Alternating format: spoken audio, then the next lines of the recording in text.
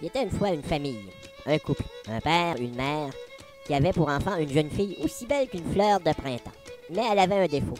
Elle était fainéante et ne possédait aucun don. Elle ne savait rien faire. Les parents étaient bien désespérés de lui trouver un mari. Ils ont décidé de lui apprendre à filer de la laine. Elle fut enfermée dans sa chambre avec un rouet et une montagne de laine à filer. Elle ne ressortirait pas de sa chambre tout aussi longtemps qu'elle n'aurait pas filé toute cette laine. Après 3 jours et 3 nuits, elle n'avait pas réussi à filer la laine. En pleine nuit, elle éclata en sanglots. Soudainement, on a entendu un son à l'extérieur.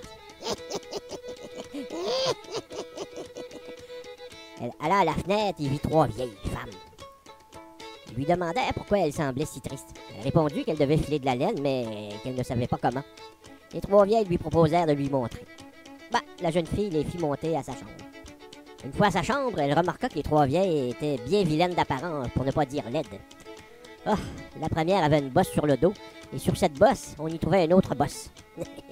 La deuxième possédait un nez si croche, sur lequel on y apercevait une énorme verrue poilue.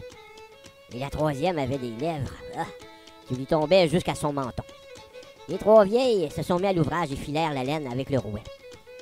Quand elle eut fini, la jeune fille constata que la laine était non seulement devenue en fil, mais en fil d'or. Elle s'écria « Des fils d'or! Des fils d'or! » Ces cris attirèrent l'attention de ses parents. Les 3 vieilles se sauvèrent par la fenêtre.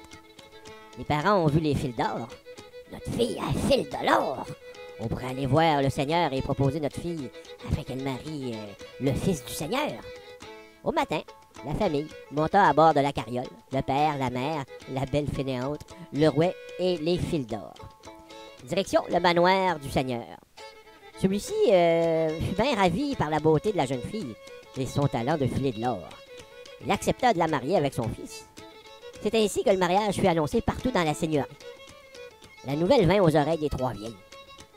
Un soir, peu de temps avant le mariage, les 3 vieilles se sont présentées sous la fenêtre de la jeune fille. Elles lui demandèrent d'assister au mariage. Elles étaient bien laides et leur présence pourrait causer malaise lors de la cérémonie. Mais sans elle, elle n'aurait jamais pu marier le fils du Seigneur. Elle accepta. Elle expliquera qu'il s'agit de ses tantes. Les vieilles s'en retournèrent, heureuses d'assister au mariage. Le grand jour arriva. L'église pour le mariage du fils du Seigneur était remplie de gens notables. Des nobles, des riches, des gens bien influents. Tous portaient les plus beaux atours. Redingotes pour messieurs, des robes éblouissantes et des coiffes éloquentes pour mesdames. La musique nuptiale était féerique. Le fils du Seigneur fit son entrée, puis fut suivi de la jeune fille. Le portrait était d'un romantisme sans pareil. Le couple était à l'autel et le prêtre s'apprêtait à célébrer. C'est à ce moment que les portes de l'église se sont ouvertes.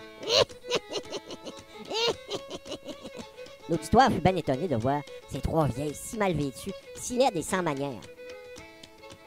Le père du garçon, le Seigneur, s'approcha des 3 vieilles sorcières, car il s'agissait bien de sorcières. Elles lui dirent qu'elles étaient les tantes de la mariée, et la jeune fille confirma en hochant de la tête.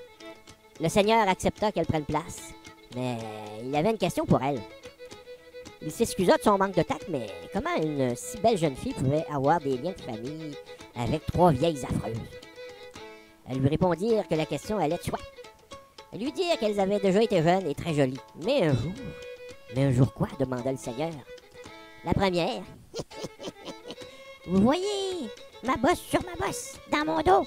Tout est apparu lorsque je filais de la laine. De la laine d'or, de la laine d'or. L'air défait, le Seigneur laissa sortir un « Quoi? » La deuxième. Vous voyez mon nez croche, avec la grosse verrue dessus et le poil sur la verrue. Tout est apparu lorsque je filais de la laine en fil d'or. Le Seigneur. Quoi? La troisième.